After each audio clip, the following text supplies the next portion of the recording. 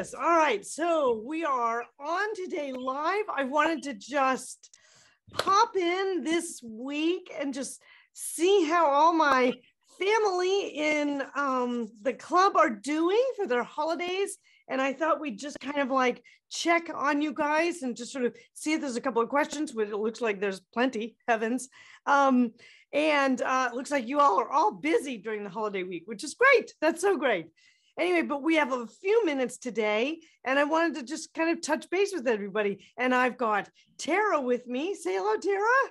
Hi, guys. Sorry, I'm sitting on the floor in my living room. I'm using a different computer, so that's why you guys are looking up at me. I'm sorry about that. So we'll just do it this way today. Yeah, that's right. That's fine. And then we also have Dana, who's over here going to be handling all of the tech end. Thank you, Dana.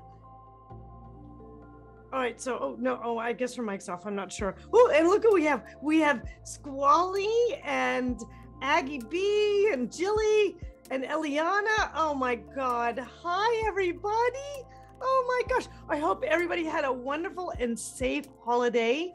If you celebrated it, or at least the time off, and are just relaxing a little bit, and maybe today's the last day of work for some of you, or I'm hoping, for all of that. So that's all good. It's a week that we can expect a little bit of relaxation, I think. So Amrita's here, Amber's here. Oh my gosh, Bev, Renee. Oh my gosh, we've got a crowd here. Okay, so I tell you what I'm gonna do. I did get a couple of folks that sent some things over right after our last one. I don't even remember when that was, Tara. So yeah, 20th. Yeah, I don't know. Oh, the 20th. Oh my God. Yeah, here from the 20th. Welcome back. If we didn't get to your question before, Lisa's got quite a few to go over. So yes. Yeah. Yes. Okay. Yes. So, and everybody grab your coffee or your mimosa or whatever it is you've got going on down there. I know Squally's there. She's probably having her breakfast, something. and guys, just as a reminder, if this is your first Q&A, welcome, or coaching session. It's actually a coaching session and a Q&A because Lisa teaches us a lot of amazing design principles that might pertain to you or not. So that's really exciting. If you have just joined us, don't forget to add questions. If you didn't email them beforehand, no worries. Just add a question to the Q&A. It's a button at the bottom of your Zoom screen. So you can click it, type in a question, and we'll be able to get to those. And then make sure to jump in our chat. Lots of us are already in there. It's super fun. And if you have something you want to follow up with, if you did send us an email, you can send us a little message and clarify something for Lisa if she has a question about a question of yours. So let us know if you have any of those questions, and we're here to help you guys out today. Yes. Oh, I'm so excited. And you've got some biggie questions and then some really interesting questions. So I'm actually going to start with Renee, who has sent in something from the Q&A, which is a super easy question to kind of like pop in with. Hi, Renee. Renee asks, if I paint my kitchen cabinets in white, do I use the same white for my great room? So Renee, here's the answer to that. If your kitchen and your great room are kind of joined together and not by a significant difference, all right, you're going to want to keep them the same tone, because the kitchen and the great room often are meant to be together. And so now, yeah, what I also want to say about that is that you can always judge whether or not you can change a color tone as to whether or not you have a door jamb with an actual closing door. That's a good rule of thumb for everybody, because like, for instance, with bedrooms, it's easy to go ahead and change from whatever your hallway tone is to a bedroom, because typically you have a door jamb and door that closes off that bedroom. So it's a private space. But usually kitchens and great rooms are kind of one big space that are under one full roof together. So yes, the answer would be pick carefully, because you want it to go into both spaces. Ooh, and then second thing that I want to mention too is whites are tricky, so make sure that it works in the right light with both your cabinet colors as well as some of the other finishes that might bleed into both spaces, like your flooring or maybe other materials. If you have a fireplace or something like that, make sure that white goes with all of that. And how do you do that? you can pop down to, gosh, Tara, what is it's the Painting 101, which is the book in the library. And also there's a Lisa's Brain article on how to pick the perfect paint color. And that'll talk about the rule of 3. And it's super, super important to do a white on the rule of 3. I just helped a friend here yesterday with that, actually. So whites are tricky. Don't think for 1 minute that they aren't. So, all right. So good question. And we want to see the before and afters. All right. So be sure to let us know, Renee. Okay. So now 62 Keon. Oh, this is Catherine. I see Catherine. Hi, Catherine.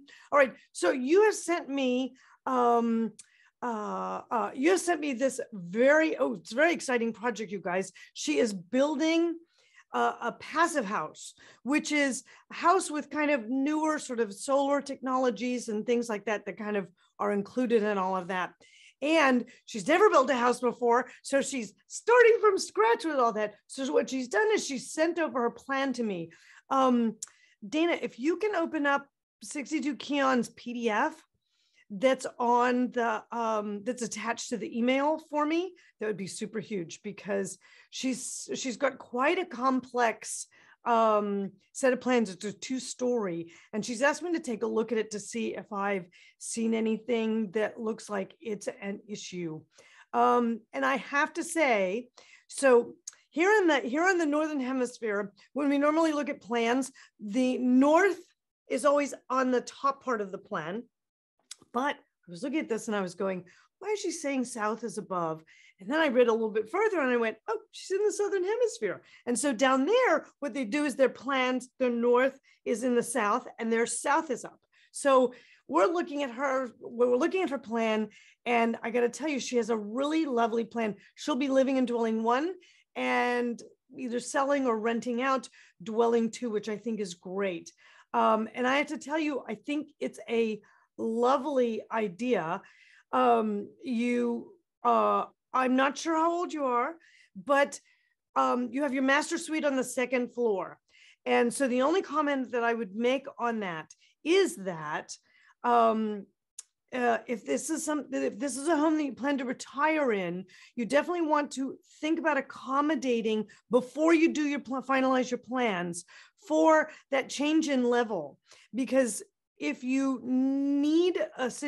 become in a situation as you get older where your stairs are more difficult, then you're going to want to either consider a private elevator, which are really easy to install when you go from plan level up, and they can be very small, so they can just provide enough shaft space for an individual person. Or you're going to need to think about how you rearrange the sections so that the master suite is on the 1st floor. So anyway, but other than that, I thought that the plan looked amazing. Were you able to get it up? Oh, hey, and Lisa, guys, I just wanted to remind all of you guys, there's my camera. I have to remember my camera's down in the bottom corner of my screen. I just wanted to remind you guys, some of you that are new might not know where exactly Lisa's looking from. And so if you have a question or have a more complex project that you need help with, just email Lisa before the event. So that's really key, is to make sure to email her before the event starts, not 5 minutes before, but, give her at least an hour, maybe 2, so that she has some time to kind of go in there and read your plans. So sending plans is super helpful, because that way she can really evaluate your floor plan and understand, the measurements of your space, as well as sending photos. That's a really big thing that helps Lisa out. So photos of your living room or your kitchen or your bedroom always gives Lisa a really great way to give you the most curated responses. And what's really cool is when you send pictures of your home, your pictures actually help everybody else who's in the session really understand the principle that she's teaching you. So just wanted to interrupt for a moment and just let people know the email is asklisa@thedesignclub.com, not not any of the other ones, asklisa@thedesignclub.com. That is where she's reading from right now. So in case anybody was wondering, there you go. Yeah. Oh no, that's great. I'm so glad you mentioned that, because a lot of times I evaluate evaluate plans a ton of the times, especially before people start to build, because that's, when everything's still on paper, it's really easy to make changes that are not going to cost you a ton. Oh, there goes Dana. Okay, thank you, Dana. I'm sorry, I didn't have the right things plugged in to be able to share all of this. But you guys can take a look at this. She enters on ground floor in a lovely double door entry that comes in. She looks across to the library. That's all very beautiful. Dwelling number 1, living room, dining room up there, double car garage, guest suite. This is great. I think it's fantastic. And then she had another question about French doors versus sliding glass doors. So, really, Catherine, that's kind of a personal choice. I love both options.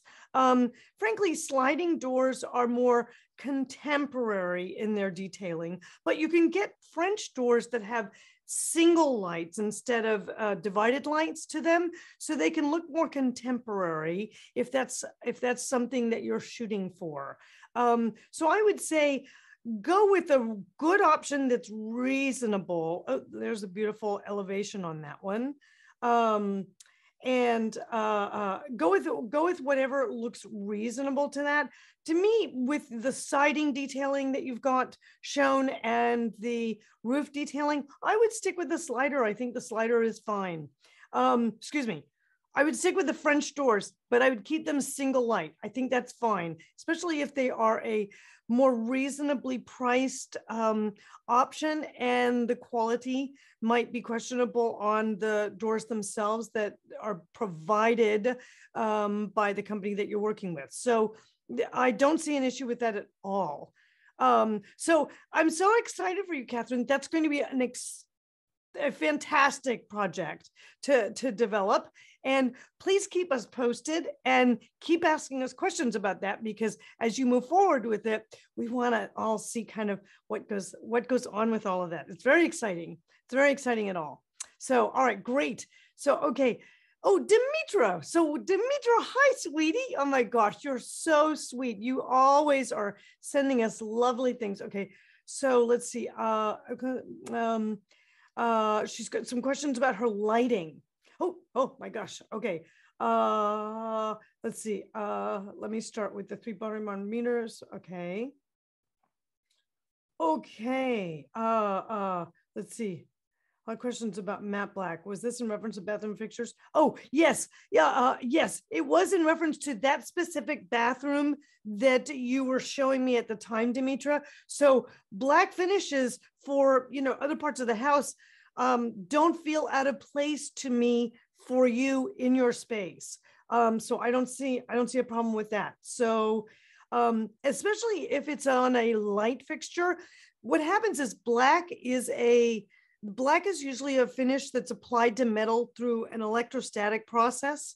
And what that does is that means that it can wear off over time, guys. So if you're going to specify black for a piece of hardware that is used all the time, like entry doorknobs or kitchen faucets, you may not be so happy with that in a couple of years, because no matter how expensive the faucets are, that black can eventually begin to wear, especially at the edges. So I tend to caution against black for heavily used fixtures that get a lot of handling. But a light fixture that's, hanging in the space, no problem at all, because you're not touching it, and so it's not a problem.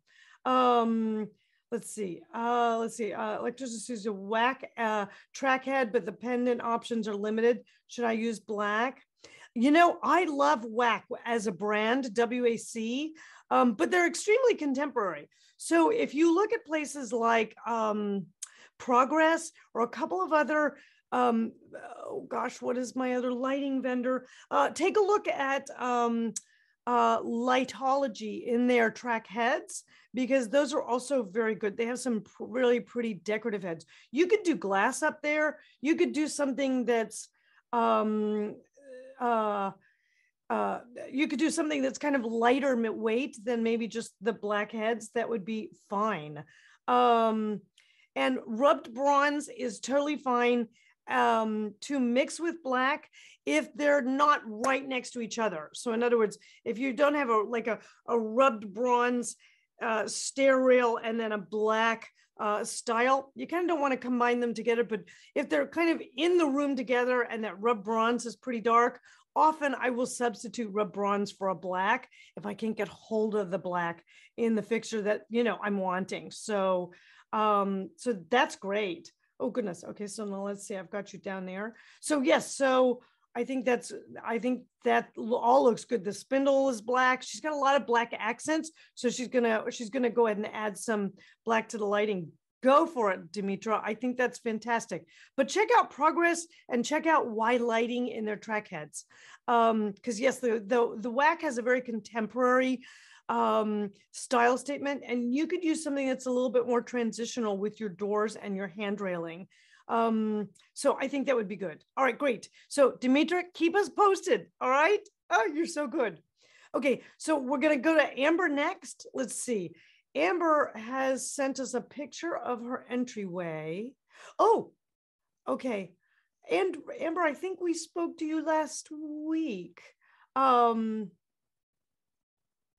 And I apologize because, oh yes, we did. We spoke to you last week. So go ahead and double check on the, in case you missed it, because I answered a bunch of your questions there on the, yes, there, in last week's thing, Amber had a bunch of questions about some kind of things that she should be doing or not doing. So that would be good. All right, so Bev. I know I did. Okay, yes, thank you. Okay, so Bev, Bev, I'm so glad you asked this question. Bev asks, okay, Dana, if you could go to Bev on 1224 and show those pictures. Bev has a lovely kind of transitional, she has some beautiful, she's got some beautiful traditional detailing that she's taking a little bit more transitional. Yes, there's my picture that I wanted to talk about. See that beautiful wainscoting that she's got with the inset paneling? That's very beautiful, but she's painted it a bright, kind of a clean white, and then the walls are sort of a taupey. So what's happening there, guys? She's taking it out of that full traditional statement, and she's taking what is traditional detailing and she's leaning more into transitional by changing it into that lovely kind of whiter and lighter neutral color combination. So kudos on that. I think that's fantastic. It looks like, excuse me, you've got the darker, or you've got the lighter floors, which is great. However, her question is about this third picture down, Dana, which is her china cabinet. Now, here's the reality about china cabinets. She asks me, are they outdated? You know, they are something that was used for hundreds of years to store specialty china in, or specialty cookware or anything else, because a lot of homes, you know, built as early as the 15th century didn't have any closets. So they had furniture that was used as storage, right? So many people have china cabinets in their dining rooms, just like Bev has here. What I would say about this particular situation is, as you move into a more transitional statement, you're going to feel that this china cabinet feels a little too traditional for you, because it's a classic kind of a cherry or a dark mahogany finish to it. It's got, you know, the dentile molding. It's got beveled glass. Now, she does have a lot of, she's saying transitional leaning towards modern. If that's the case, then I would say that particular cabinet might need to move on to someone else who can love and cherish it, because it's a beautiful cabinet, but it is a lot more traditional than kind of where you're headed. I would say send it on to a consignment store. Oh, someone would love to have this piece. It's beautiful. Now, you have a lot of glass and things to display. Well, there's a lot of other ways to do that. So you may want to switch this cabinet out, take the money that you make from that and get something new. Maybe it's a low cabinet and maybe there's just a couple of open shelves above, or maybe it's a full high cabinet. But there's a lot of other choices you can make besides this one. So if you're open to the idea of pushing that one out into the universe and letting somebody else own it, I would say yes, go ahead and do that. And we can't wait to see what happens with that. So that's great. All right, great, great, great. Myra asks us, she has a living room and dining room that forms a large L-shaped room. And I'm having a hard time determining what color to paint the walls. Oh my gosh, guys, how familiar does this sound? Everybody at one point or another, it seems like, is facing paint color dilemmas. And it's because painting is way trickier than people make it out to be. So very good. She's trying to create a cohesive color scheme in the space. That's perfect. That will always make your spaces feel more generous and spacious and open. And she says she's struggling. Yes, I understand. It is a little tough to kind of do that. Okay, so this is the close-up picture of her living room. And she says her preferred style is mid-century modern with a touch of Zen Asian. That's great. She's got plenty of light. And she has these beautiful kind of honey floors, which sound very nice. Now, here's a tip. Now, guys, if you look through this door jamb in the center, you can see that she's, oh, no, sorry, I was working at the other picture just a second, but she's got plenty of light here, which looks beautiful. But it looks as if her hallway is a rather deep tone. And so what I would probably do is stay maybe towards a lighter neutral. And you definitely want to make sure that you paint the trim at the floorboard, because here's a perfect example. Stay on this picture for a second if you can, Dana, because if you take a look at what's happening there, guys, see that her trim piece, which is her baseboard that I'm referring to, excuse me, is a dark wood piece. And so here's the problem with that, is that she doesn't have particularly high ceilings. And so what happens is when you have a medium or a dark tone floor and a lighter wall, as you wrap up, if you take the baseboard up the same tonal value as the floor, it foreshortens your wall height. And so what you want to do is you want to paint that baseboard the same exact color as you paint the wall. Now, you can take it out to if you go to flat on your wall or matte, then you can take the baseboard to the same color, but in like an eggshell or a satin finish, just so that it wears a little bit better against, wear and tear brooms and vacuums and things of that nature. So the second thing is that I would strongly suggest you do, Myra, is definitely research the rule of three, because so that's the painting 101 document and the how to pick the perfect paint color. Because what I would say is you've obviously got you've got the ability to go to something with a little bit of value to it as opposed to just the lighter walls. So maybe you think about going to kind of a grayish tone, which would be beautiful with those honeyed floors, because right now the yellow is kind of bringing out the yellow of the floor. And if you took it a little bit stonier or more oysterish, ooh, that's a tone too, that could be good. And so what I would look at is, I don't know if you're here in the US, but excuse me, but I think you might be able to look at like maybe Benjamin Moore. I'm thinking Revere Pewter. You probably don't want to go as dark as Paloma Gray, but there's some, Collingwood.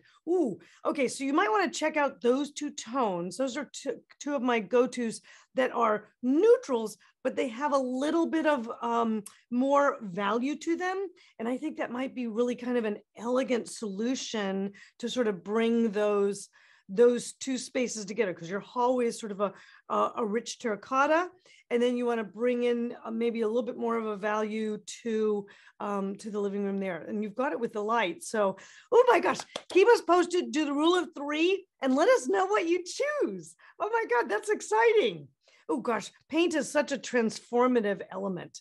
I love dealing with paint, guys. So I know it sounds like it's crazy, but it can be crazy making, but it's really one of the least expensive options you can make to make a big transformational difference in your space like that. And guys, too, for everybody who is either joining late or just got here, Lisa's referenced a couple of locations in the Design Club where you can find really helpful resources on this stuff. The library page, I just linked it in the chat, has plenty of documents, beautiful digital books for you guys to read through. So if paint, which I can see in the chat, is a little tender topic for everybody, get started by reading some of those materials, because they actually are really packed with like university level information on painting your home and doing it yourself. So don't be afraid. You guys can do it. Just use the Design Club as a resource. Let's see. Okay. Okay. Oh, I'm taking a look at some of the Q&As here real quick. Kitchen remodel is a rule. Angela asks, is there a rule of thumb about pendants over the island when the range and hood is on the island? Yes, there is. Don't feel if you have an island, guys, in your kitchen and your cooktop is actually excuse me, based on the island, and you have a suspended dropped hood to that, don't necessarily feel like you must do a set of pendants. Okay. Often it can look really odd depending on how the island lays out. Sometimes that hood is not quite in the center. So if that's the case for you, then skip the pendants altogether and add some great either single spots that shine down onto the island, or recessed cans. If you're in the UK, you call them pot lights, that go up into the ceiling and shine down on that thing. Because the key there is that pendant lighting is double duty. It's both decorative and it's for really, throwing light onto that surface. Excuse me. I've been drinking too much hot chocolate. That's the problem. And I'm getting it stuck in my throat, I think. Anyway, so I think the deal is that you want to be sure and take a look at the judgment. If it looks like you've got a big island, the hood is a slender one, and you have room for maybe one pendant on either side, and it's balanced, then I would consider doing the two. But don't feel you have to if your hood is really a feature element, because some of those hoods that are central, freestanding, free hung hoods can be really attractive and interesting, and that might be your feature, and you maybe don't want to compete with it with the light fixtures. Okay, so there's your answer on that one. Keep us posted. We want to see pictures. Please don't leave me hanging, guys. I feel so invested in how you guys solve these problems. So gosh. Okay. Oh, Carol Schuster asks a very timely holiday question. She's going to buy a new Christmas tree for next Christmas. You mentioned that we should make sure it's heavily lit.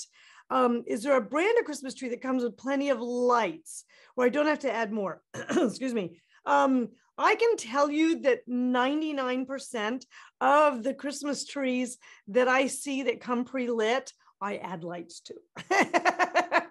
So find one that you love and you feel has really good, references on it and things, because there's a number of vendors out there that come. I know Grandland Road, if you're here in the US, there's Grandland Road has some nice trees. Front Gate also used to carry some really lovely trees. I know Pottery Barn and CB2 or Crate and Barrel also carry some good ones as well that are high quality. And then just look for one that, has like as many lights as you can find on it. And then just know that you might have to add a few more if you really want to kind of like blast it out with that one. So good question. I love that. All right, great. So now let's jump back to the string here of emails. To Lenora, has a 14-footish hallway. The walls are Benjamin Moore white wisp and the trim is more white. Good, contractor's colors. Furniture isn't mine. I'm going to paint the walls a warmer night. Thank you, Dana. That was just where I was going to be. A warmer white. Yes, because wisp, you guys, like we were talking about in the other, with the other question, wisp is one of those whites that leans towards a cooler palette. And so it's great if you're living in a place where, oh my God, it's sunny 365 days of the year, like down in Florida or something like that, and you have tons of daylight, you can maybe pull off these colors. But anywhere else, you're going to want something with a little bit more of a softer pigment so that you don't look like the space feels so cool and so cold and exploded, which is what kind of happens. So she's saying, I'm still trying to figure it out. Sherwin-Williams Alabaster, that's a nice tone. Benjamin Moore Swiss Coffee or Dune. Those are all very good ones. I also recommend Simply White by Benjamin Moore. So take a look at all three of those and do your rule of three test, because it's imperative that you guys take a look at those colors on the walls and really study them, because the reason that rule works so well is because time allows you to look at the colors in different light conditions. And the one that you keep coming back to is the one you're going to pick. So that's why it's a really simple rule to follow.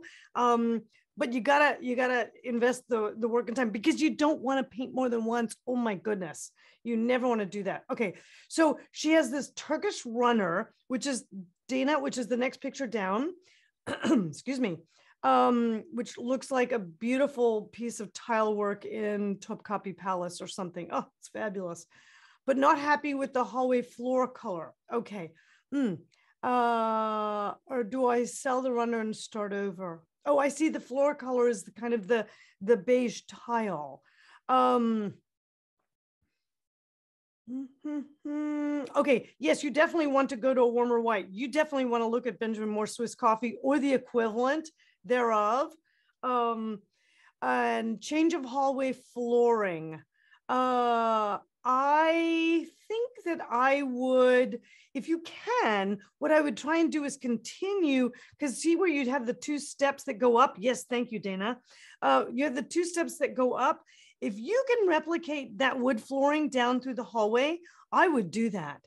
If you can't, perhaps you can find kind of a porcelain tile that might be chromatically in the same family as that wood flooring. Maybe kind of, it looks like it's kind of a dusky grayish gray of some sort, because what's happening is that flooring change, even though there's stairways there, it breaks it up. So I'd look at maybe a porcelain tile or something, because you've already got tile down, that can replicate or be similar in colorway. And then that Turkish carpet might be beautiful on that floor. But check it first with the wood and with the tile. And if you're gonna look at tile, be sure and, oh, Tara, what's the tile piece that the ultimate tile guide. Yeah. And Lisa has a great video, you guys, on YouTube that is packed with info about tile as well, which is kind of more fun if you want to watch a video version. But we do have tile resources in Lisa's brain. So that's a good place to check it out. Yes. Wait, your decorator says I can't use the runner as blues and greens are only for bathrooms and bedrooms. Oh, Lenora, no, that's not true at all. Tell your decorator she's full of it. You can use blues and greens anywhere. In fact, the place you don't want to use them is bathrooms, so that you don't look like icky sicky. All right, so she's completely off her mark there. That would be a beautiful entry carpet if you can make all the other finishes. So your instincts were absolutely right on the money. And that's another thing I want to say to people, guys, is that you want to trust your gut on things, because if your gut is saying that this kind of can work, use us as a bounce off, just double check with us, that kind of thing. But don't just go and do that. That was a really good thing that you submitted that. Thank you for mentioning that. So, okay. Let's see, Jen, okay, wait. Wait, Mira. Okay, so, Mira's happy to be part of this event today. Yes, I'm happy to have you on this event today too, Mira. Oh, we talked a little bit last week about her curtain rod. Then she's got a lovely little dining room, and she has she's bought a curtain rod. Great. Absolutely. That looks like the brushed nickel doesn't that match your fixture? I think it does, right? Yes. So, yes. So, yes, Dana, thank you for that picture. That's exactly where we want it to be. So your rod, the reason your rod looks a little short to you is one of the reasons is that because right now it's bare and it's black. So it's creating a line that's pressing down below the ceiling. So you're pretty close to the top of that ceiling. I would push it up. I don't know if you've got 3 to 5 inches distance there, I'd push it up another 3 so that you're only like 2.5 inches below the ceiling. And then that way the drapery will hang directly from that. Did you tell me what kind of drapery you're going to look at? Wall colors, the Swiss coffee, new curtains of the Pottery Barn, emery linen. Okay, so here's what I would say is that the emery linen is a rod pocket. And the problem with rod pockets is that you have this lovely little dining room with the beautiful chairs mixed in there. I would add a hanging idea. In other words, I would add either a hook or a, oh my gosh, my brain's just gone blank, or a round thing. Oh my God, that's technical. Tara, what am I thinking of? Oh my gosh, curtain hoops. There we go. Okay, you would either add hoops or you would add, excuse me, hooks so that the drapery stays close to the rod, but you don't want the pocket because the pocket looks more casual than a dining room does. I love pocket drapery, but I tend to put them more in kind of dens,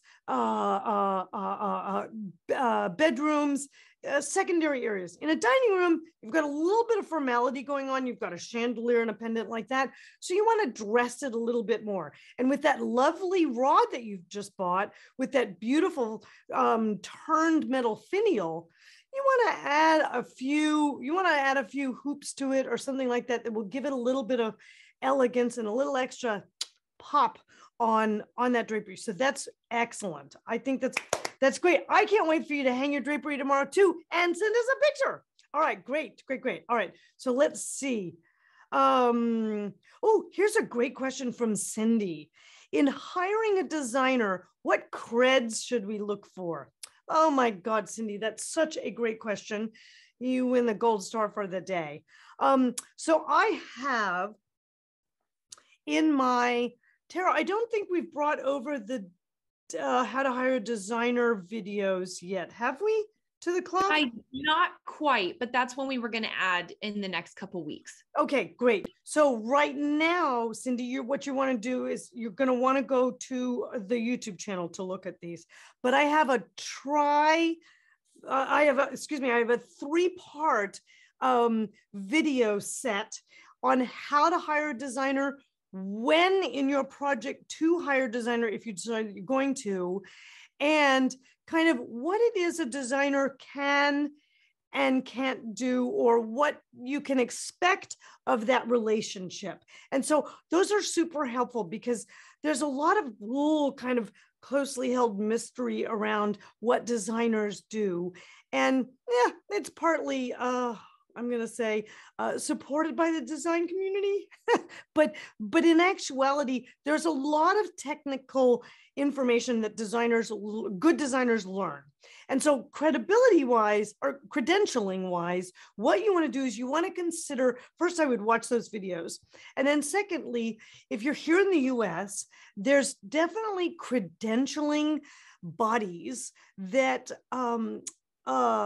approve of a certain amount of base level kind of calculations and information that designers need to have to be able to operate with a license. In many states, you don't need a license, but in many states you do. And so what you want to do is you want to look for a credentialing initials behind someone's name, such as I have ASID, which is American Society of Interior Designers, and that's just been around forever. There's also, ISID. Then there's 2 or 3 others that I'm not thinking of at the moment. Gosh, but they're in that video.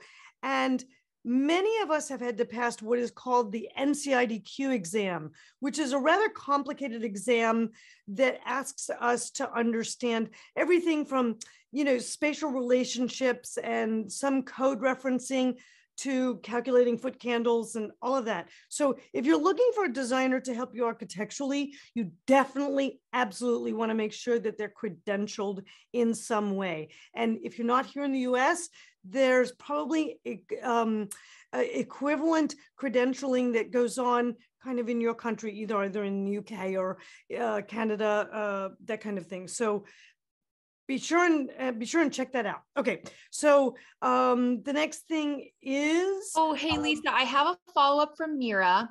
Oh. The wall is 109 inches, and she wants to know the length that she should go with. So 109, the wall is 109. Right. So she's buying emery linen. Right. Okay. So here's the way you calculate that, guys, is when you're calculating your drapery length, you want the drapery to just brush the floor. Okay. So you don't really want drapery to shrink up and be higher than the floor, but you don't, most of my people are not in a situation where having puddling, which is a very attractive look as well, is appropriate for them. Either they have children, they have pets, for whatever reason, it doesn't make sense. So in that case, you default to a drapery that just brushes or maybe is like 1/4 of an inch above the floor. So go floor to ceiling, okay? Then back down the space from your rod and back down the space above your floor that you're going to have. And that'll give you the measurement for how long you want to buy your drapery. And often, because we have so many different ceiling height conditions or rod height conditions, you often have to kind of get them a little bit longer and maybe like tack them up on a hem, or sometimes you can't get them long enough and you have to add an extra bottom hem, and sometimes you can afford to do it in an accent color or something like that. But that's how you calculate that, which is that you take the total distance and you subtract the height of the rod and the height you're going to pull it up from the floor, which shouldn't be more than 1/4 to 3/8 of an inch above the floor. And then you're good to go. And Lisa, she wants to also know too, so the length of the curtains from left to right. Oh, okay. So minimum, you want to always give yourself as much as you can that makes it feel graceful in proportion to your window. So in particular, I'm looking at your dining room shot here, Dana, and your window is a square. So you don't want to extend it out to the other side of the wall. That would be too far and would make the room feel imbalanced. So I'd say you could probably take it 8 to 10 inches out from the edge of the window sill, okay? And that would be plenty, all right? Because you want to give enough grace so that the stack can hang so that it's not taking up any window space. And quite frankly, the emery linen drapery are a little on the fuller side. So you want to give yourself, you know, that 8 to 10. Okay. So that would be great for that. All right. Good. Lisa, All right, I have one more. I just have to call out a squally question. Oh, yes. Yeah. So she said, Lisa, how would someone check that the credentials, so designer credentials, aren't fakes? Squally, I love you.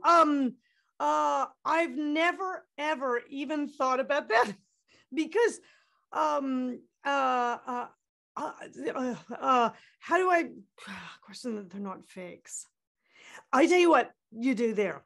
There's a second part to your evaluation of a designer, which is that you ask to speak to other clients that they have worked with.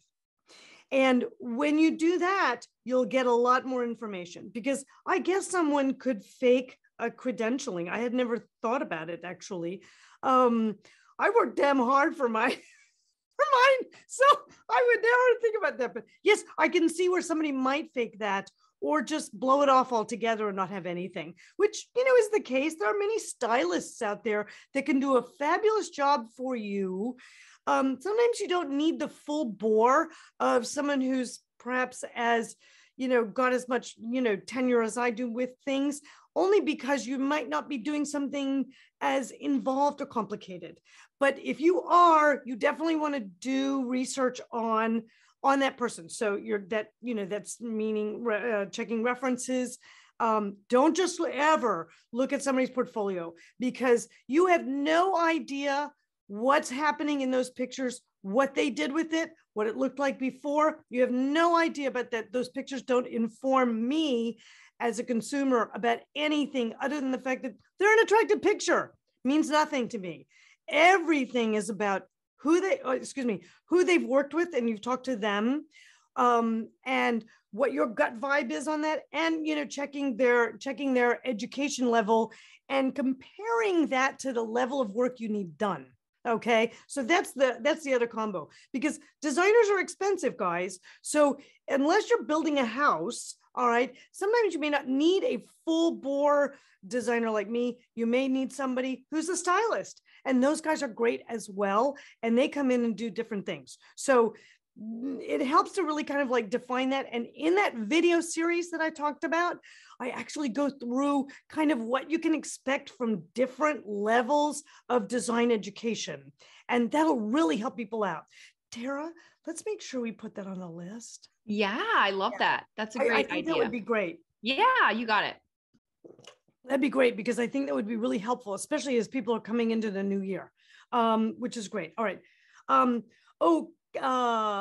Catherine says, thanks. We have a bedroom on the ground floor. Catherine, I'm sorry I missed that. Okay, great. All right. So let's see. All right. So let's see what we've got. We've got Amrita has sent over hi, Amrita, sweetie. Happy holidays. I know you're living up in snow world, so I hope you're having some lovely snow. Okay, so she's asking, I recently bought a chair for our home office and I've yet to put an, okay. The rule is to go 2 inches higher or lower in height as compared to the arm on the chair.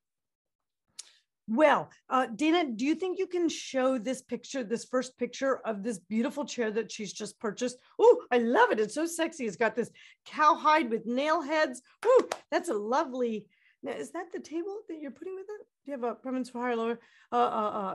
Just for height reference. Okay, great. Yes, you're absolutely right, Amrita. So here's the rule of thumb, and it is around the 2 inches mark. And here's the key.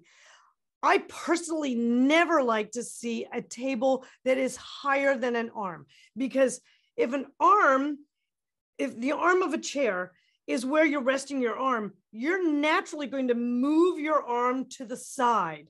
And so if you're moving your arm to the side with a drink in it, you're going to hit the side of that table if it's higher. So in my preferences, I always say that table should be lower than the top of the arm itself. All right. Now, in this situation, not with this chair, but in situations where, say, the arm of the chair is straight and is the equivalent to the height of the back, you can definitely drop that 2, maybe 3 inches down below that. All right. But in this particular case, you want to, and in this particular case, you want to also get lower because you've got an arm that's at an angle. And so you want to drop below the lower point of that arm. So that's the key, guys. If your arm is straight, table can be 2 can be, 1 to 2 inches below. I like 3, but if it's angled, you have to work with that lower angle and bring that below that. Okay. So yes, there's your answer on that one. Good question, Amrita. I love this. Okay. So let's see. Okay. So Gemma asks, how are we doing on time, Tara? I know we've got a hard stop at 4, right? Yes, we've got about 10 more minutes, guys. And I know a lot of you have sent through the questions in the Q&A. Hold them for the next one. Lisa's going to be doing a lot of Q&As in January. We haven't added them to the events page quite yet. We're still working out our schedule, but the minute that we upload them, we'll upload them a month in advance. So you'll have a whole month worth of question and answer sessions that you can join to get some of these questions that aren't answered today covered. So don't fret or worry if your question doesn't get answered today. And if you have a timely question, meaning that you have a contractor coming next week or painters coming and you're not sure, just send us an email at the Ask Lisa at the Design Club and just put urgent in the subject line. And urgent means super urgent so that Lisa can decipher, who really needs help, within the week or something like that, because she will prioritize you and try to get you the help you need so you're not left hanging. But don't worry, again, if you don't get your questions answered today, she will get to them in January, because there's gonna be plenty of events for you guys then. So, okay, so now I'm going to hit Gemma because Jenna has something that's rather urgent, guys. I think she started painting today. So she's just bought a new house. Let's see, she replastered. That's great. She painted things white. Good. Okay. On a whim, I decided to start painting the room green. Okay. So I love the color, but I think it was a huge mistake. Yes. Let's show that picture. Thank you. So should I just add this color to the chimney, or should I stop halfway up? Do I just abort? All right. So let's start there. Okay, because this room is kind of lovely, but it's a little bit long and narrow, and she doesn't have super high ceilings. She has good average height ceilings, which is great. But they look like they're between 8 and 9.5, something in that range. So that green that you've started to paint, Gemma, is quite rich. And quite frankly, what I would say to you is, if you love that color and you feel like that color is something that you can repeat elsewhere in the room, what I would consider doing is painting the entire TV wall, fireplace wall in that green. Now, we're moving into a time where rich tones are kind of interesting. Greens are definitely a color on the horizon. I'm bringing out a video on that pretty soon. And that's kind of a nice, richer green. So I wouldn't say I'd shy away from it. What I would do is consider painting swatches on the other parts of the wall. Like, for instance, the wall behind to the right of the tree. And you have a very interesting situation, which is you have actually a curved crown molding there. So I would take the color all the way up that crown molding to the ceiling plane. And I would also make sure you paint the baseboard on the fireplace in the same color. So you want to make that look monolithic. You also have a little fin wall right here that I think also needs to go out the same green. All right. And then let's see kind of how that feels, because that'll do a couple of things for you. One, it will warm the room up a little bit. Right now it's a bit white, especially because you have light floors and light walls and ceilings. So you kind of need to get that sort of medium to dark tone in there. And it might be that green, because that green is rather nice. It's kind of a dusty sage, but with a little bit more body to it. So I kind of like that. But what you'll want to do is you want to be conscious of maybe repeating that color sort of over there on the sofa on the other side.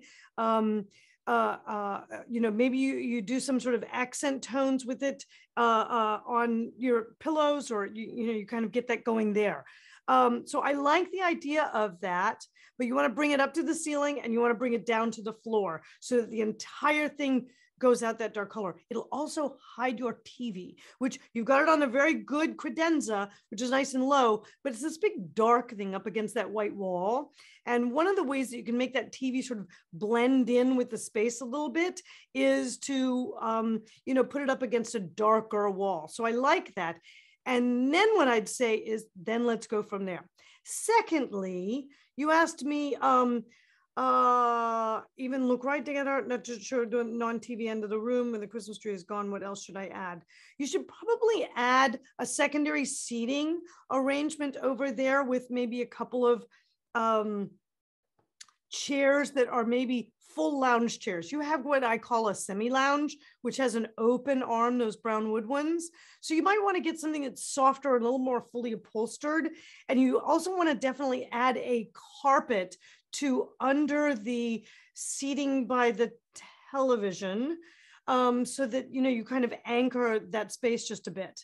So thrown in at the deep end. Yes. Okay. And know that you guys never hesitate to show me a messy room, because let me tell you, I have done hundreds of hotel rooms over the years, and you see them in all kinds of conditions. So messes are nothing to me. So yes, and you might want to consider some drapery, some soft drapery at the end over that window treatment, because you have the small blind there, and those mini blinds are fine, but they're a little bit sharp, and they're a little bit too kind of like over clean. So I'd consider kind of a lovely drapery, maybe in a lighter tone that kind of blends in with the wall there, if you decide to keep that wall as well in the white color. And then the third thing is, you've got a lot of nice lighting in that ceiling, but I might consider, just an option, I might consider taking those light fixtures out, because they're sort of a focal point, but they're not attached to anything else. And so I'd consider doing actually track lighting in your room, because what that will do is that'll give you the opportunity to do, and I would do it surface mounted, and that would give you the opportunity to put a number of low voltage heads up there, and you could point one head towards the fireplace, one head towards the seating arrangement, one head down towards the other head with over in the television area. So you've got a lot more flexibility than those just two kind of on/off. And then you want to make sure that you put, if you do the track lighting, you want to make sure that you put in track that can be dimmed, because you're probably, is it spelled CLOUR? Yes. So you're in the UK or somewhere. And you're going to want that to be LED and dimmable. Okay. So, I definitely want to see how that goes. Don't abort, give it another shot. And Lisa, just another note, Eliana had a question from earlier on in the session, and she asks, this is relevant. She says, is there a rule for chandeliers? I wanted to have one French one, a modern gold, and a black one that is more simple. My husband's terrified that we might have too many gold pendants. So I think, is there some sort of rule of thumb with mix and matching chandeliers, or how would you maybe approach that? Yes. Okay. So chandeliers are a component of a room, right? So tell your husband to not get fixated on one particular element, because when you're done, everything tends to kind of like, if we've done it all right, everything will blend together, and you won't notice that, all of them are gold. But when you're in construction and things, sometimes things look really awkward because they stand out. Okay. So that's my first tip. Secondly, there's not really a rule for them, except for the idea around mixing metals or mixing element components. Okay. What do I mean by that? That is, are they all similar materials? Perhaps they're all glass with a little bit of trim, metal trim, or perhaps they're all blown glass. Perhaps they're all metal. Perhaps they're wood. I mean, there's all kinds of materials they can do. So what you want to do is you want your light fixtures that are seen together to feel like a family, meaning they shouldn't be identical. We don't want to do matchy on things because that's for stores when they're trying to sell stuff. What we want them to do, what we want them to do is look like they're part of the same family. So perhaps one is, a gold ball, and the second one maybe has a little bit of gold trim, but is a glass sphere. And then the third one perhaps has maybe a little bit of a sphere shape to it, and maybe it's a second color or a second metal color, but never mix more than two. And make sure that you have both repeated elsewhere. In other words, you have a reason that you threw that other color in, other than to just carry that or just to discontinue, the use of gold throughout, because you can use those golds together. For instance, you can use a bright brass, then you can use a softer brushed brass in something, and perhaps you end up blending it with something that has glass in it. So what you want to do is you want to get, if you haven't started using the Pinterest system that I talk about, where is that? Is that, Tara? Is that in the that's in Lisa's brain, guys. The Pinterest strategy that Lisa has. A lot of you think you know Pinterest. You don't know Pinterest like Lisa knows Pinterest, I promise. So she has a good strategy that takes your boards from chaos to, concise and amazing. So go check that out in Lisa's brain, on that Lisa's brain page. Just keep scrolling, you'll find it. Yes. And what I would say about that is that that'll help you make an or look at an understanding. So what you want to do is you want to get those 3 or 4 fixtures that you're trying to choose together and line them up on a in a section that is for your dining spaces or your public spaces, and go, do I like these pieces together? Do they feel like they belong together? Maybe they're all kind of, in a transitional shape the same or something like that. You want to make sure that you study kind of how they work together as a family before you invest. Great question. Absolutely great question, Eliana. I'm so glad. Oops, you guys, I am so glad that you asked that, because that's a really good one to know. Gosh, guys, it's 4 and we're going to have to run today. So I know there's a number of us that we didn't get to. Oh gosh. Okay. But we will, guys. Remember. We will. Yeah, yes. There's a lot of events in January. There's multiple a week. So you guys are going to be just set to go with answers. Again, if you have an urgent question, you have a contractor coming tomorrow, email us, put urgent in the subject line, but be courteous, put urgent, but make it urgent so Lisa can get to that question in case there's something super emergency that you need help with. But until then, keep an eye out on January 1st. We're going to be uploading all of the new January events. So come check out the events page on January 1st, and we'll make sure that you guys have all the events right there for you to RSVP to. Absolutely, you guys. Absolutely. And I love it. And again, don't get frustrated if we didn't get to it today. We will get to it. Don't worry. We're going to do a lot more of these into the new year. I love you guys so much. I hope everyone has a safe, happy, wonderful holiday and new year. I know it's being celebrated kind of all over at this point. So I'm so excited to have you guys as part of my family. We've got so much planned for this year. It is so exciting. I kind of lose track of just how much is going to happen. So I have to go. So I am going to say goodbye to everybody. I love you. Take care. Be good. And we'll see you soon.